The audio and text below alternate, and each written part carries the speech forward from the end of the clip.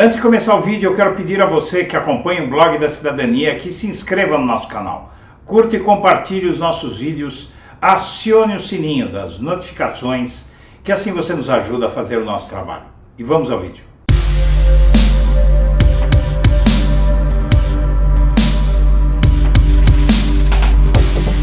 Bom dia, senhoras e senhores. Hoje é 19 de novembro de 2022, são 8 horas da manhã.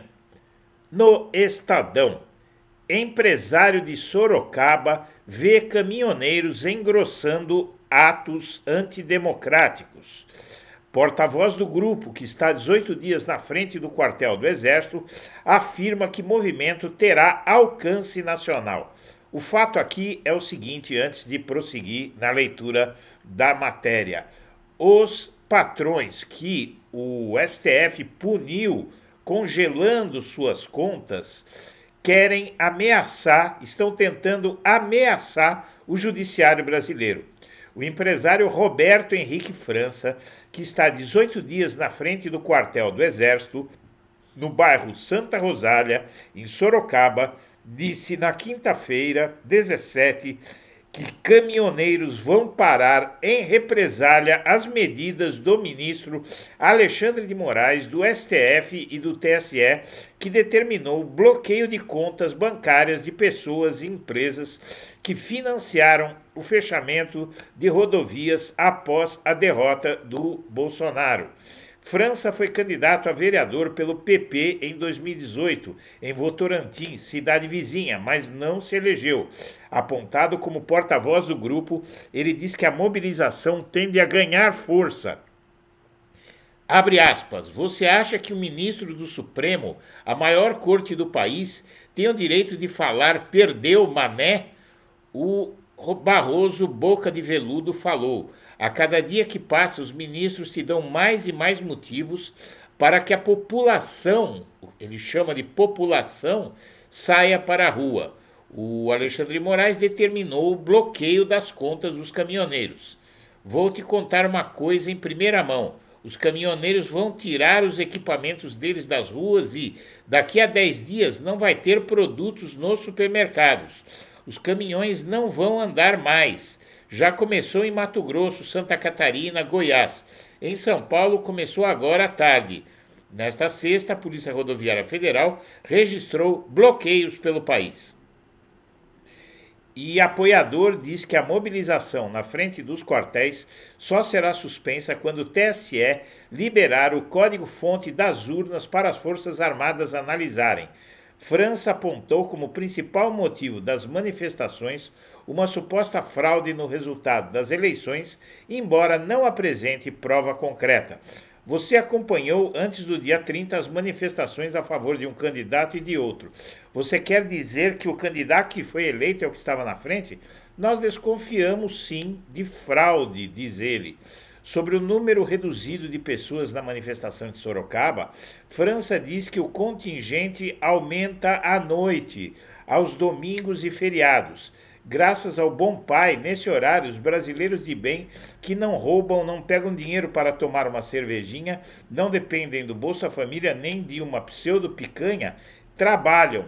Todo dia, a partir das 18 horas, aquilo lá está lotado de gente que não aceita ser governada por um vagabundo, disse referindo-se a Lula. França reforçou que a mobilização não tem data para terminar. Enquanto isso, fala enigmática de Braga Neto reativa rumor de virada de mesa golpista no bolsonarismo. Você viu esse caso antes aqui no Blog da Cidadania. No Últimas Notícias de sexta-feira, dia 18, às 19 horas, o Blog da Cidadania avisou que o Braga Neto fez um discurso golpista no cercadinho do Alvorada a apoiadores, pedindo que eles tivessem esperança no golpe. Na verdade, ele não citou a palavra golpe, mas os que estavam lá publicaram nas redes sociais comentários dizendo que o recado estava dado e que é preciso ter paciência para esperar o golpe, etc.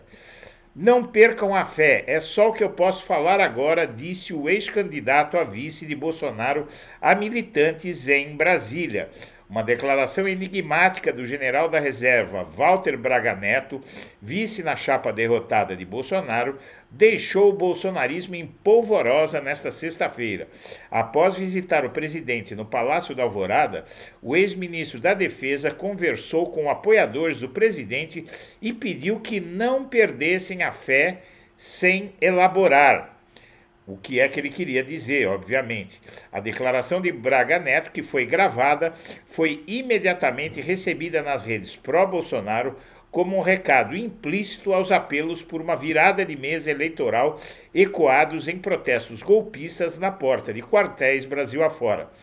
Vocês não percam a fé, é só o que eu posso falar para vocês agora, disse Braga Neto aos militantes que permaneciam na entrada do Alvorada com adereços alusivos à bandeira do Brasil.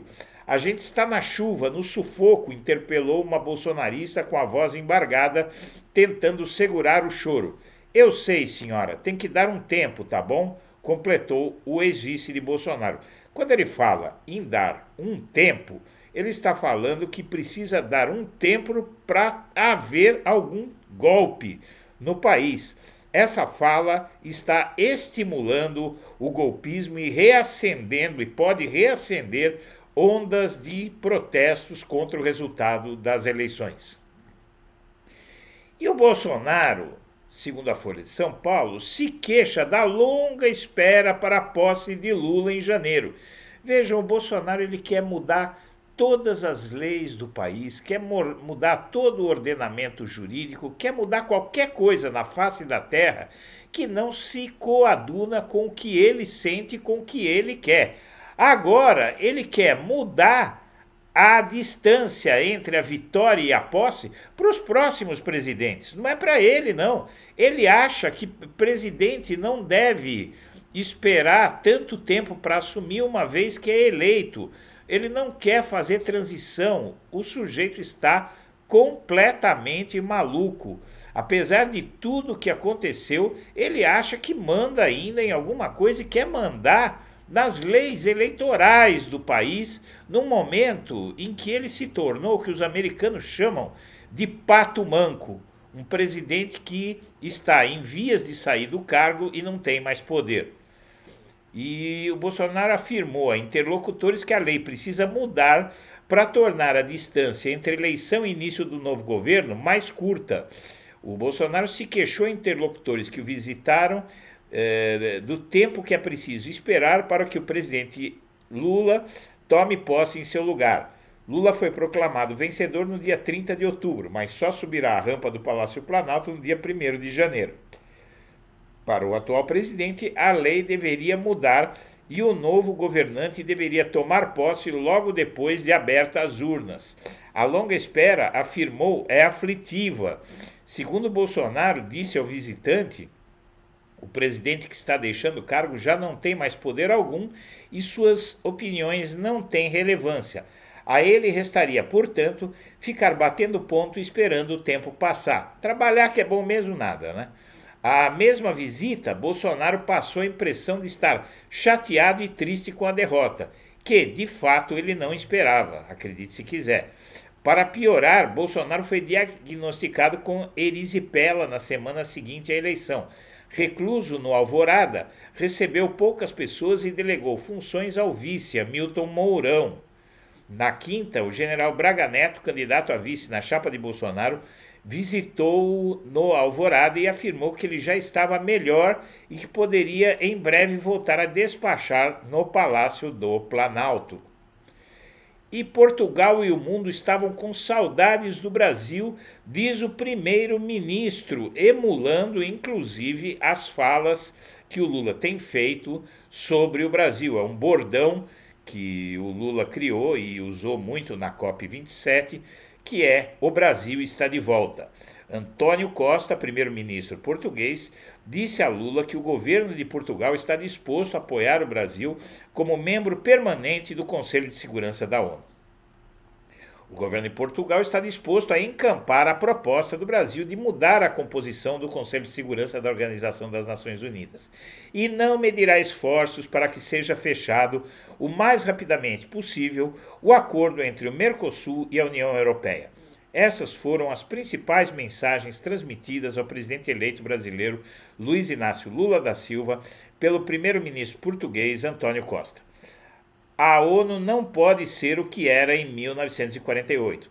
Por isso, temos defendido uma reforma do Conselho de Segurança e temos dito que um dos países que deve ser membro permanente do Conselho de Segurança é o Brasil, ressaltou Costa. Mas para isso é preciso que o Brasil esteja fora do mundo e ocupe por direito o lugar que merece, emendou. Além disso, temos de estar juntos no esforço que é preciso fazer para aproximar a União Europeia da América Latina em geral e do Mercosul em particular.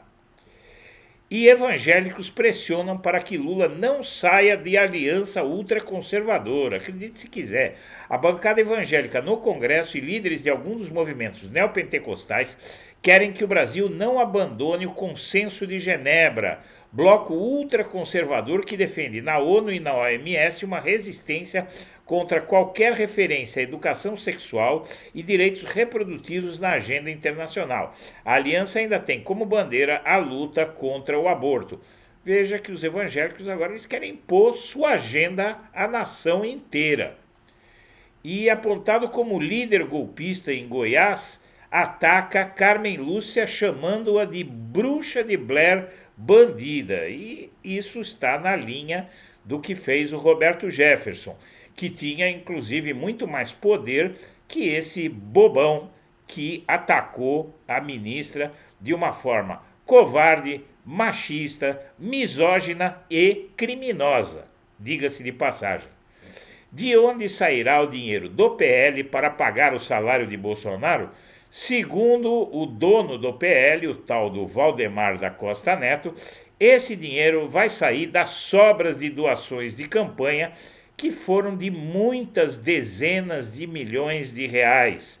Então isso, segundo o Valdemar, vai ser suficiente para pagar salários para o Bolsonaro até que arrumem alguma boca para ele melhor. E protestos na porta de quartéis e tiros de guerra pelo país ganham caráter de vigília pró-Bolsonaro. Manifestantes questionam a vitória de Lula e pedem novas eleições e intervenção militar. No Distrito Federal, o comando da PM não vê conduta ilícita. Brasília, Florianópolis, Recife, Rio de Janeiro, São Paulo e Sorocaba.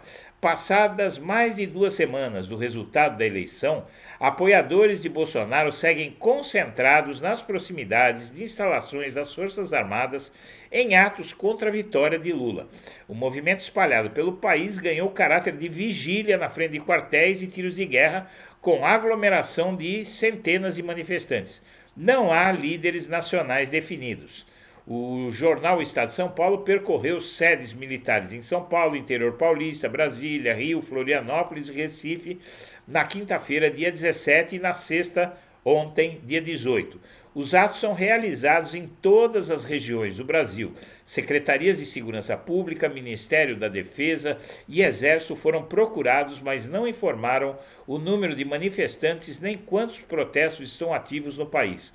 Nos pontos de concentração visitados pela reportagem, havia entre dezenas e centenas de pessoas.